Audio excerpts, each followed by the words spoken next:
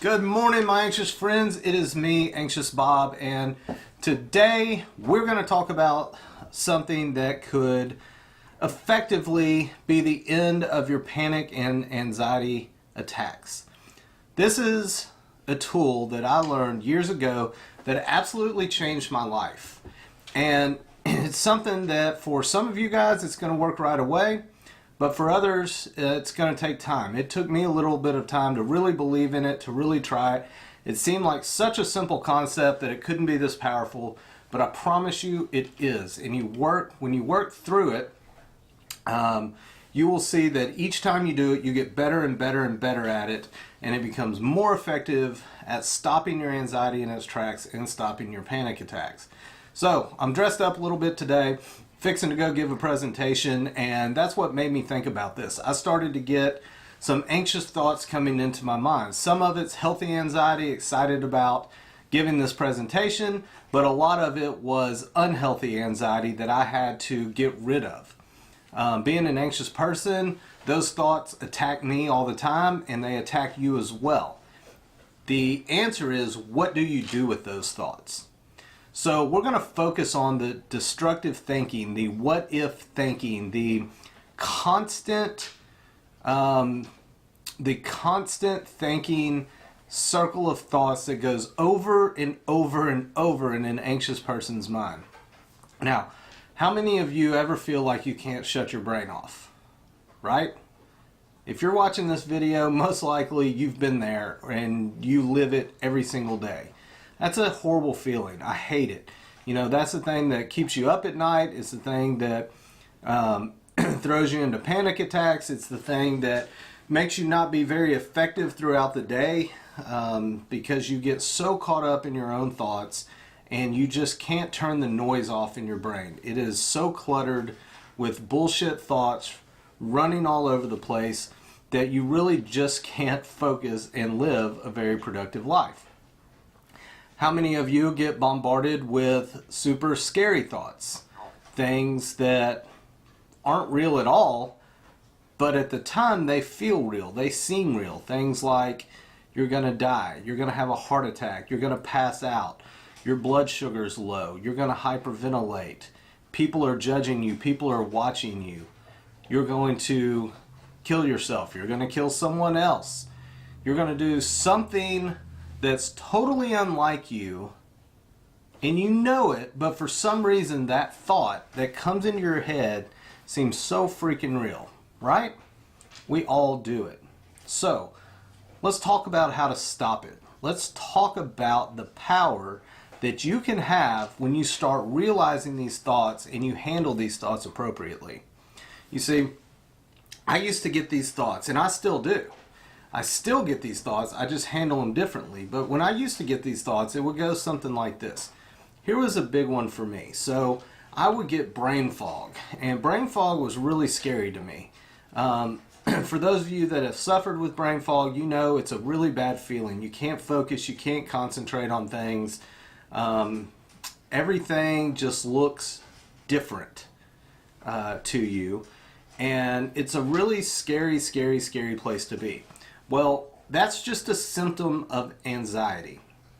And when I would get brain fog, I would try to figure it out. It was such a weird feeling that I was trying to process and make sense of what that feeling was.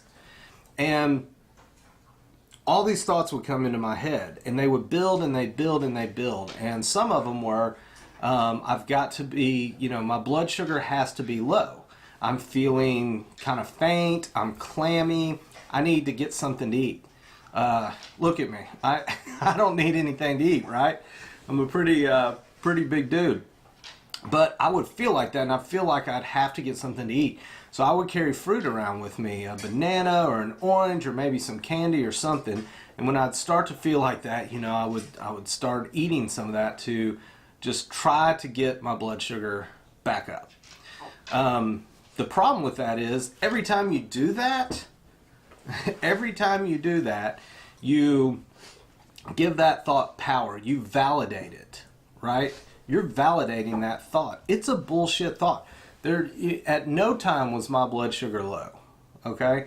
But I just felt like that made sense because that is a classic symptom of low blood sugar. We see it all the time with people going to the emergency room for heart attacks. I've been to the emergency room several times, scared that I was having a heart attack, and of course I never was. My EKG came back fine. They gave me some Ativan through a drip while I was there, or they released me with Xanax or something, and it was a panic attack. After that, I could look back and say, yeah, totally a panic attack. You know, of course that wasn't a heart attack. But at the time, it seemed pretty damn real. Real enough that I was willing to go to the hospital, which, by the way, is not cheap. And I always got stuck with a pretty hefty emergency room bill for a panic attack. And I know a lot of you guys have done that as well. So, let's think about all those thoughts that you have and how your brain processes them. So right now, as an anxious person, you have this thought come in, and it's a scary thought or an anxious thought. And you do one of two things. One, you validate it, give it credit, and you start focusing on it, thinking, oh my God, this is going to happen to me. I'm going to die, I'm going to pass out, I'm going to whatever that you're scared of. You grab onto that anxious thought and you start thinking about it. Even though it's bullshit, you give it credit, and it builds, and it snowballs, and it snowballs, and it turns into either a panic attack or a super high level of general anxiety, either one of which is miserable and what we fight on a daily basis. Or, as an anxious person, the other thing you do is let it come into your brain. You think, okay, that's weird. I'm going to ignore it. And ignoring that thought can be one of the most dangerous things you can do. Ignoring an anxious thought can actually be one of the most dangerous things you do from an anxiety perspective. Because what happens when you push that to the back of your mind, then your brain is looking to do something with that information. You see, our brain is constantly working. As I look around this room, it is seeing things, it's registering things, it's analyzing things, and it's filing all of this information around to try to keep things organized up there. Well, when you have an anxious thought and you don't do anything with it, your brain doesn't know what to do with it. And it just files it in the back. And subconsciously, it is trying to foster that thought. It's trying to take care of that thought. What do I need to do with this? How should I act? What does this thought mean? And anxious thoughts are red flags. So your brain really attaches to that. It jumps onto that because it's a red flag. It's saying danger, danger. So your brain prioritizes that and says, no, you can't push this to the back. And that's when you start getting symptoms. And that's when your body starts reacting. Fight, flight kicks in. You start sweating. You start hyperventilating. You start getting a panic attack or whatever. It's because your body is saying, hey, dude, wake up. Something's wrong. Something's wrong. And it's all because you ignored that thought or multiple thoughts, because we all get bombarded with multiple thoughts. So, how can you stop that? That seems like a hard thing to stop. Guys, it isn't. And this is when my life really started getting better. So, first thing you have to do is realize some of the common thoughts that you have that you know are anxious bullshit thoughts.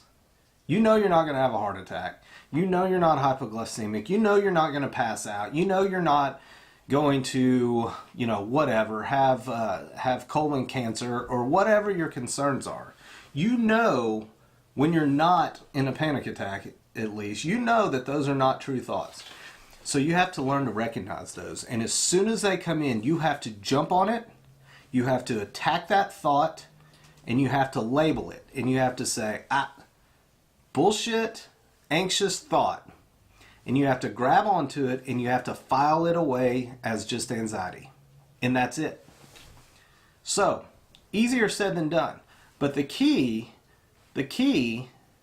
is to stop and address the scary thought right when you have it. Don't let it grow. Don't push it aside. Don't let your subconscious brain take control, because that's when all your anxiety blows up. You take control. You grab that thought and you file it away in anxiety, and then your brain knows what to do with it. Your brain knows, false alarm. I don't need to worry about this. I don't need to start throwing these symptoms out. I don't need to throw his body into fight flight. I don't need to explore this thought anymore, validate it, look for reasons to foster this thought, because it's a bullshit anxious thought and it's filed away. Guys, that's it. It sounds so simple, and it is, but it takes time for a lot of people. It takes practice. You have to learn how to, I guess, identify those thoughts. You have to be aware of them, and you have to pounce on them, man. You have to get after those thoughts. They have no room in your brain. They have no room for you to validate those thoughts. So, this all happens quickly, by the way. In the beginning, yeah, it could be a little bit slower, but it happens quickly. It comes at you, and you take care of it, and then you move on about your life. Now, the reason I'm doing this video today is because it is so powerful, but it started to happen to me. I'm about to go present, okay? I'm going to be in a boardroom. I get hot easy. I'm going to be in a suit. It's going to be hot in there, most likely, because it always is. Even if it's 50 degrees in there, hell, I always feel like I'm hot. And I'm going to have people looking at me. The door's going to be in the back, and I'm going to be the only one talking. For someone with anxiety, that can be overwhelming. There's no way out. I'm trapped. I know I'm there for a long period of time. I know I'm going to stand in front of people and have them fire questions at me. So guess what? Anxious thoughts started coming into my mind. Some of them healthy, because you perform well with a healthy level of excitement and anxiety, but some of them weren't. I started to have some of those, what if you get up there and pass out? What if you get up there and you start sweating so bad you just want to run out the door? All of those are bullshit anxious thoughts. And immediately what I did was laugh at them, recognize it, reached out and grabbed them, filed it away. My anxiety stayed the same because I was in control, and my brain knew that there was no reason for it to explore those thoughts anymore, because I told my brain what to do with those thoughts. Does that make sense? Guys, this is powerful stuff. If you haven't seen my first video, please go back and watch. I talk about 2 things you can start doing today to start the healing process. 1, no longer see yourself as being weak and small. You have to see yourself as bold, strong, and courageous. All right? Bold, strong, and courageous. Number 2, don't go chasing your symptoms. Don't try to figure out why you're having these crazy symptoms. They're anxiety. Leave it at that. The more you go down trying to research and make sense of these symptoms, because we have weird ones, your anxiety is going to raise about them, no doubt about it. And then today's topic, today's lesson is how to notice those bullshit anxious thoughts and then what to do with them. Be proactive. Don't let the thoughts control you. You control the thoughts. As soon as they pop in your head, stop, address the thought, realize it's a bullshit anxious thought, it's a what if, it's a destructive thought, and then tell your brain what to do with it. File it away in the anxiety drawer and don't explore it anymore, and you're done. And if another one fires back, because that's what our brains do when we're anxious people, do it again. And in the beginning, you're going to have that. Your brain's going to keep firing these things at you, because it's going to be like, what's going on? Why do you keep telling me to put these scary thoughts away? I feel like I need to react to these. But over time, and it doesn't take too long, over time, you got it, man. Anyway, guys, love yourselves, be kind to others, and I look forward to seeing you soon.